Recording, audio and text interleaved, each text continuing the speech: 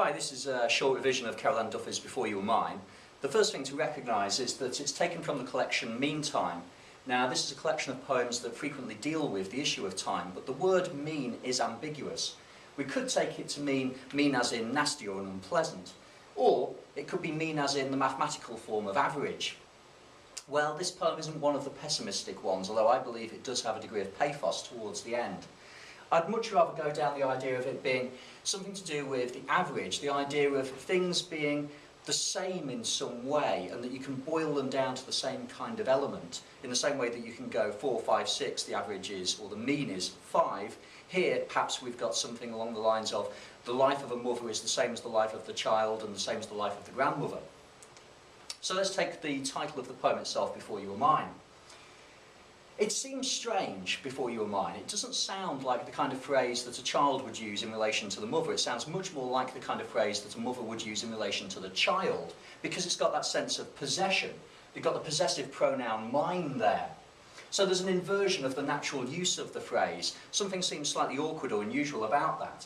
There's a sense of possession, and with that a sense of a loss of freedom. And that's what I think Duffy's referring to throughout the poem, that loss of freedom, the loss of the youthful life of glamour that she perceives her mother to have had, and that's what could potentially create the pathos towards the end. And one of the key things is that it's an imaginative return to the past. There's that link to time that we had with the collection Meantime, because we've got Duffy constantly thinking about the period before she was born. She does it in the present tense, and there's this constant reimagining of what the life of her mother must have been like. First of all, the structure. As you can see, it's divided into 4 stanzas, 4 regular quintains. And we might want to consider why there is that degree of regularity. And I would argue that it goes back to this idea of the regularity of time, that idea of the average, the mean once again. There's some sense in which time's passing is inevitable, and it comes to us all, and it's the same for the grandmother, the same for the mother, the same for Duffy, the same for her children, potentially. Take a look at that first stanza.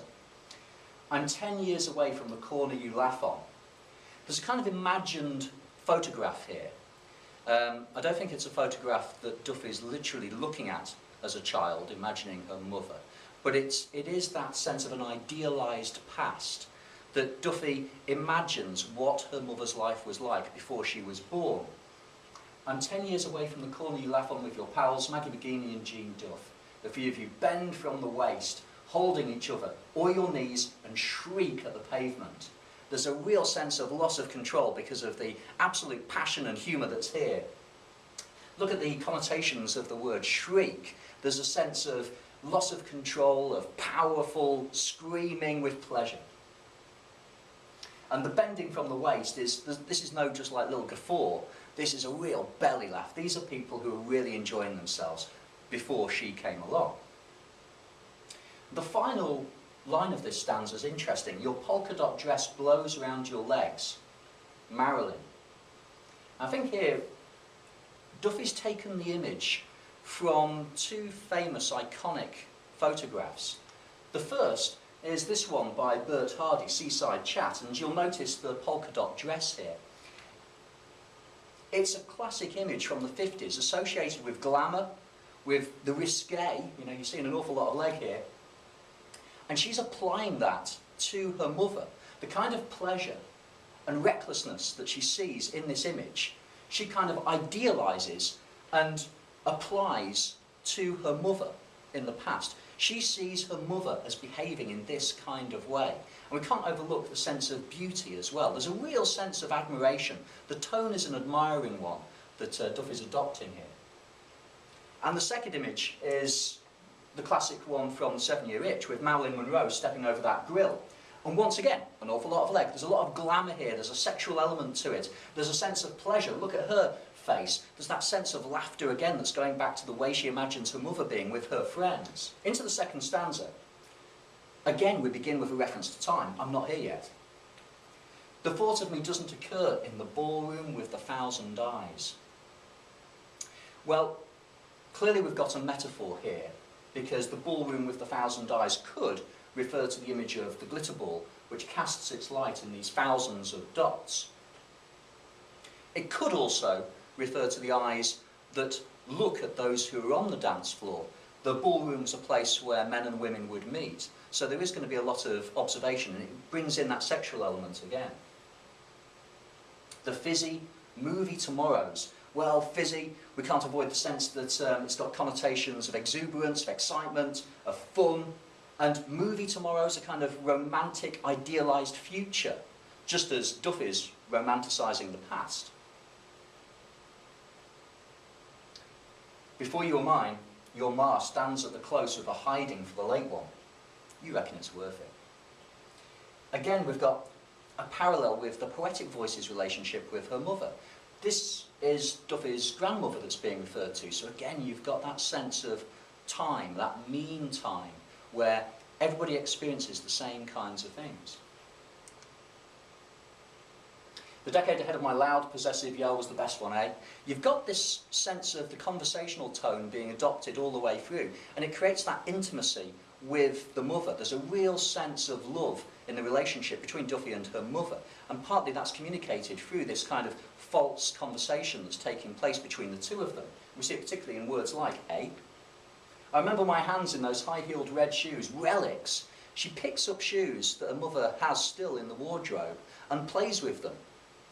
But they are relics. The word's got very strong religious connotations. There's a reverence for the past that her mother has experienced. And also, relics suggests a very old object taken from the past. This is a long time ago. Even though we're only talking, say, a decade, in real terms, that seems like a lifetime ago to Duffy as a child. So relics communicates just how long ago she feels it was that her mother had this kind of life. And now your ghost clatters toward me. She immediately pictures her mother wearing those shoes. The word clatters creates that onomatopoeic link back to high-heeled shoes. But it's not her real mother that's coming towards her. It is a ghost. It's an image, an insubstantial image from the past that's approaching her. It's a vision of her idealisation of the past. Till I see you, clear as scent under the tree. A technical term for this kind of device is synesthesia. It's a mixing, a blending of the senses. So you've got vision, I see you clear, a scent, a smell. Scents, smells are very evocative and often conjure up powerful images of the past. And it perhaps helps to convey just how powerful Duffy's view of the past of her mother is. And finally, the last stanza, cha-cha-cha, we get an actual representation of the dance that she's imagining her mother performing. You teach me the steps on the way home from Mass. So now we're into the present, although it's interesting that she's reverted to the past tense when dealing with her mother in the present. Stamping stars from the wrong pavement. Now, I think there are a couple of possible readings of this. The wrong pavement, perhaps because when Duffy and her mother are stamping stars, doing a little cha-cha-cha, I won't force you to see me doing a cha-cha-cha, then she's no longer in Glasgow, she's no longer alone or with her friends as a youth. She now has a child and a responsibility. She's on the wrong pavement. She's no longer in that glittering ballroom. She's no longer the glamorous person associated with Marilyn Monroe. She's now a mother with her child, trying to create some of the lost love and glamour and romance and passion of the past. It could also allude to Hollywood Boulevard, where of course you've got the Street of Stars, and there's that sense of, again, glamour, romance, the movies that have already been referred to in the poem. Even then I wanted the bold girl winking in Portobello. Again, that adjective that pre-modifies girl, bold, shows the love and admiration that she holds for her mother. Somewhere in Scotland before I was born, that glamorous love, she actually specifies the word glamour here. That concept that's been alluded to time and time again in the poem is now actually explicitly stated. Love lasts where you sparkle and waltz and laugh before you are mine. So she brings everything full circle. She comes back to the idea of the ballroom, of dancing, of love and glamour, and this is what she feels her mother has sacrificed in having her. And that's really where the pathos lies, I think. That she feels that her mother has sacrificed something, again going back to the religious connotations.